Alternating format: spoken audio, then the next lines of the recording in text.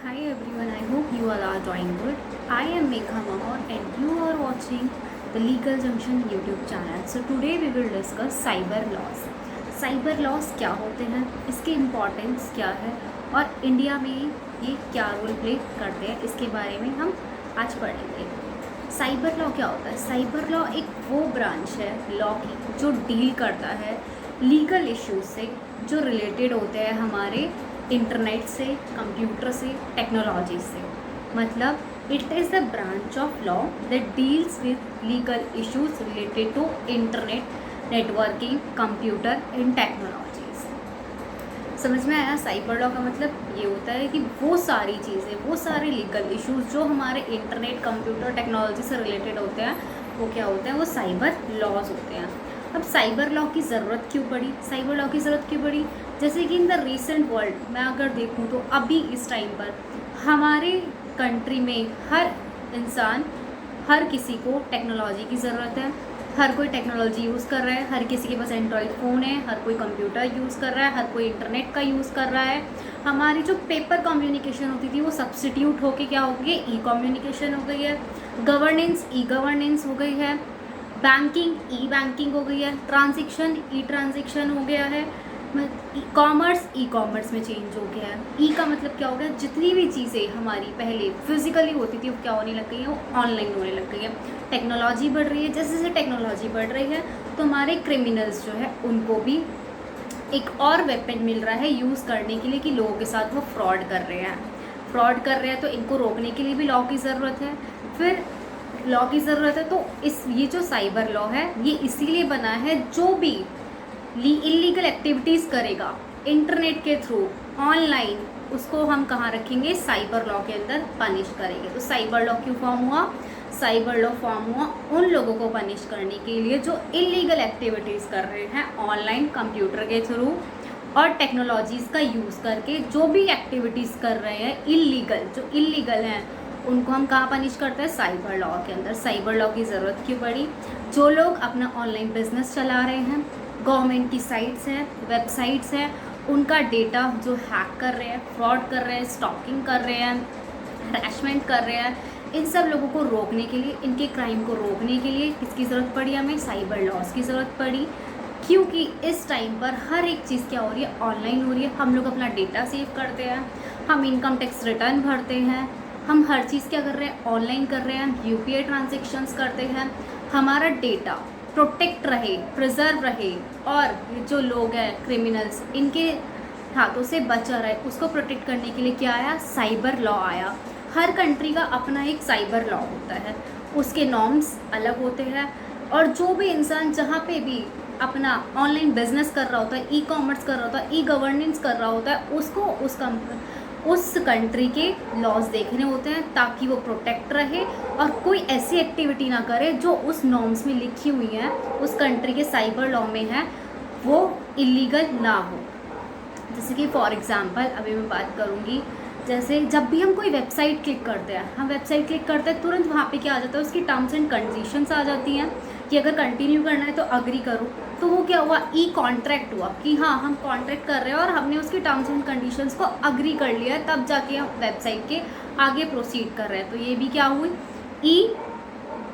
ई contract हो गया। हमें पता चल गया कि हाँ भाई, हमने जैसे इसको क्लिक करेंगे इसकी जो टर्म्स एंड कंडीशन है वो हम मानने के लिए तैयार है। अगर हम इसको वायलेट करते हैं तो क्या होगा? वो साइबर क्राइम के अंदर आ जाएगा। अब क्या होता है ये साइबर क्राइम? तो पता चल गया भाई साइबर क्राइम क्या होता है। साइबर क्राइम का मतलब भी पता चल गया, वो जो हमारी टेक्नोलॉजीज़ का यूज़ करके जो क्राइम हो रहा है वो साइबर क्राइम होता है। साइबर लॉ क्यों आया? साइबर लॉ आया इन लोगों को प्रोटेक्ट करने के लिए जो ऑनलाइन बिजनेस कर रहे हैं, उनका डाटा प्रिजर्व रहे, गवर्नमेंट्स की साइट्स है उनका डेटा प्रिजर्व रहे, हर एक चीज़ को प्रिजर्व करने के लिए साइबर लॉज बनाए गए।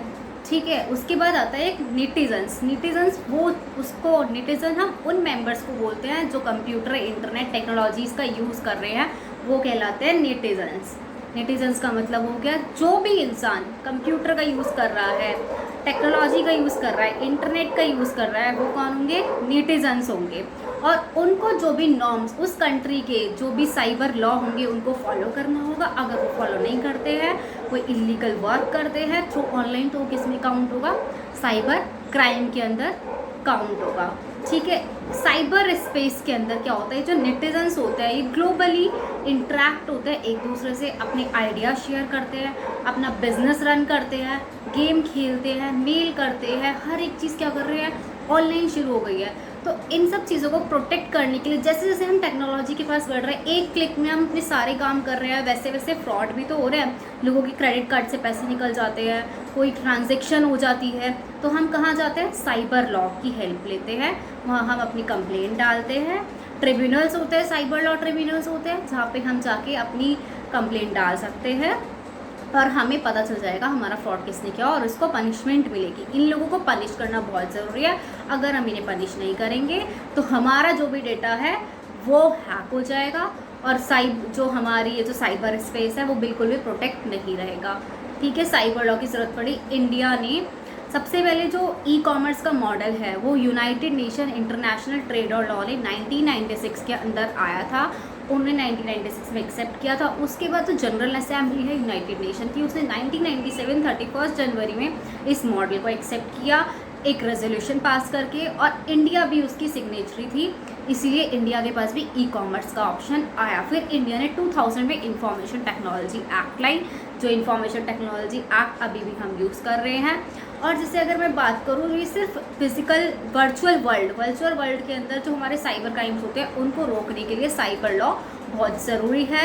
जैसे कि अब हम गवर्नमेंट की बात करें तो गवर्नमेंट की भी बहुत सारी साइट्स हैं जो ऑनलाइन वर्क कर रही हैं। आप कुछ भी अप्लाई करना चाहते हो ऑनलाइन, अभी वैक्सीनेशन की बात करो, वैक्सीनेशन आप ऑनलाइन कर रहे हो, डेटा आपका जा रहा है, आपका आधार कार्ड जा रहा है, आप हर एक चीज़ रजिस्टर कर रहे हो, आपका लाइसेंस है, डिजी लॉकर्स है, ये सारी चीज़ें क्या है, ऑनलाइन ही तो हो रही है, टेक्नोलॉजी का ही तो यूज़ किया जा रहा है। बड़ी बड़ी कंपनीज़ हैं, MNCs हैं, उनका सारा डाटा कहाँ प्रिजर्व रहता है, एक कंप्यूटर में ही तो रहता है। एक पेन ड्राइव हो गई, हार्ड ड्राइव हो गई, सॉफ्टवेयर्स हो गए, इन सबको प्रोटेक्ट करने के लिए साइबर लॉज बनी। साइबर लॉ का मेन मोटिव यही था कि किसी का भी डाटा हैक ना हो और लोग प्रोटेक्ट रहे, अपना बिजनेस ऑनलाइन रन कर पाएँ।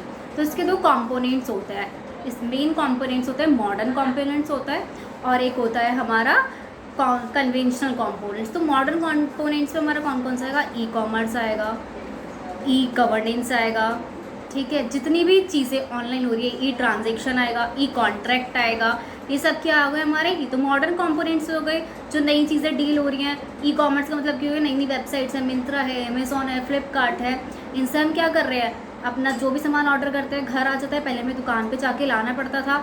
इसको प्रोटेक्ट करने के लिए भी साइबर लॉ की हमारा मॉडर्न कंपोनेंट में आ गया। हमारा वह है कन्वेंशनल कंपोनेंट्स, जो साइबर क्राइम है उसका जो सेकेंड पार्ट है कन्वेंशनल कंपोनेंट्स। कन्वेंशनल कंपोनेंट्स का मतलब होता है जो डायरेक्टली और इनडायरेक्टली हमारा साइबर स्पेस के अंदर इंट्रैक्ट हो रहा है, वो होता है कन्वेंशनल कंपोनेंट्स। जैसे कि मैं बात करूँ IPC, evidence, taxation, contract, tort और भी बहुत सारे ऐसे लॉज हैं जिसके अंदर कहीं ना कहीं साइबर स्पेस डायरेक्टली और इनडायरेक्टली इंटरेक्ट हो रहा है। फॉर एग्जांपल अगर मैं एविडेंस की बात करूँ, एविडेंस में पहले हमारे जो एविडेंस थे वो कैसे एक्सेप्टेड होते थे, क्या बोलते थे कि भाई हमारा फर्स्ट सर्कमस्टांशियल एविडेंस होना चाहिए, इलेक्ट्रॉनिक फॉर्म ऑफ रिकॉर्ड पहले नहीं होता था।